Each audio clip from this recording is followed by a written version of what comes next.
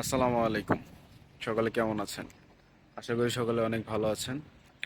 আপনাদের দোয়ায় এবং আল্লাহর রহমতে আমিও খুব ভালো আছি। আমি আছি অস্ট্রেলিয়া মহাদেশের একটি দ্বীপ ফিজি। তো ইদানিং দেখতেছি যে মালয়েশিয়া কলিং ভিসা করতেছে।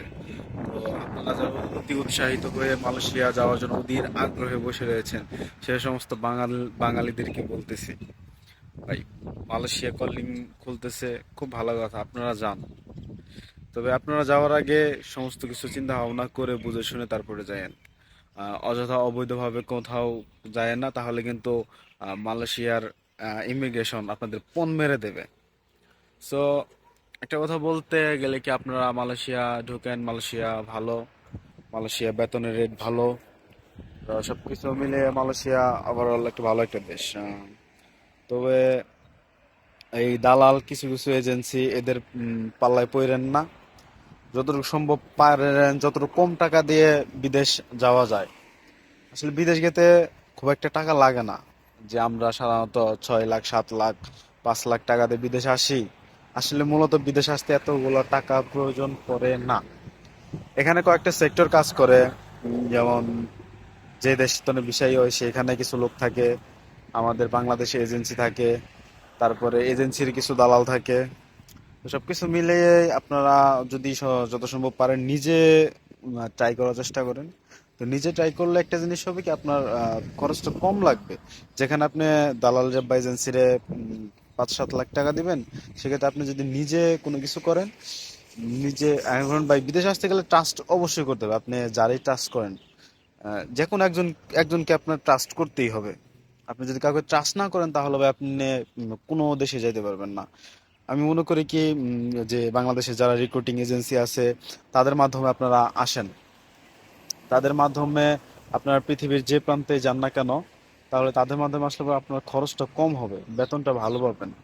আর আমি মনে করি যে আপনারা দালালের মাধ্যমে কোথাও যায়েন না। দালালের মাধ্যমে গেলে কি, আপনার এজেন্সি যেখানে মনে করেন 4 লাখ টাকা নেবে, একটা দালাল সেখানে মনে করেন 6-7 লাখ টাকা রেট ধরে নিয়ে বসে থাকে। তো ওভারঅল এটা এটা বাংলাদেশে একটা সিস্টেম। এখন এইভাবেই বাংলাদেশের সিস্টেমটা চলতেছে। তো মালয়েশিয়া যাবেন, খুব ভালো কথা, মালয়েশিয়া যান, কোনো সমস্যা নাই। তবে একটু বুঝে শুনে যাবেন। মালয়েশিয়া মূলত মিডল ইস্ট অন্যান্য কান্ট্রিতে, যেমন সৌদি আরব, কাতার, ওমান, এইসবগুলোতে গেলে পর নর্মালি রেট 6-7 লাখ টাকা, 5 লাখ টাকা। আপনি যদি নিজে যদি ট্রাই করেন, তারপর সেক্ষেত্রে দেখা যায় আপনার 4 লাখ টাকার উপরে লাগবে। কিন্তু মালয়েশিয়ার ক্ষেত্রে সেটা ভিন্ন। মালয়েশিয়া আপনি ঢুকতে গেলে আপনার সমস্ত ওভারঅল খরচ টরচ মিলাইয়া আপনার 2-2.5 লাখ টাকার মধ্যে আপনি মালয়েশিয়া যেতে পারবেন।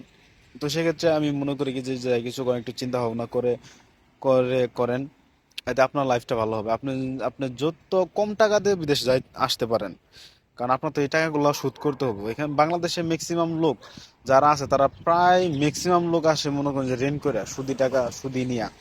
তো আপনি যত কম টাকা দিয়ে বিদেশে আসতে পারবেন, তত আপনার জন্য ভালো। আমি এটা বলবো না যে অমুক এজেন্সি ভালো, অমুক এজেন্সি খারাপ, অমুক দালাল ভালো, অমুক তমুক দালাল খারাপ, এগুলা না।